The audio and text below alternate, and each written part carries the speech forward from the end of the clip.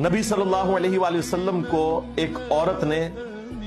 اپنے ہاتھوں سے چادر بنا کے گفٹ کی، بڑی اچھی چادر،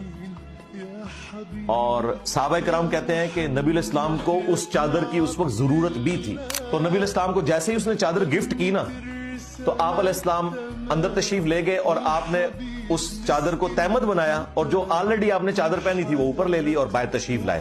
جیسے ہی باہر آئے تو وہاں ایک صحابی بیٹھے تھے، ان کا یا رسول اللہ یہ چادر کتنی خوبصورت ہے جو آپ نے تہمت پہنی ہوئی ہے، اگر آپ یہ مجھے گفٹ کر دیں۔ کوئی لحاظ نہیں کیا کہ یہ ابھی تو حضور کو ملی ہے اور حضور کو ضرورت بھی تھی۔ نبی علیہ السلام فوراً اٹھے، اندر تشریف لے گئے،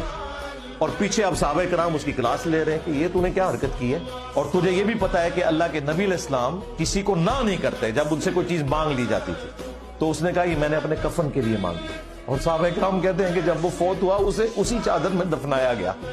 اللہ نے اس کی دعا پوری بھی کر لی۔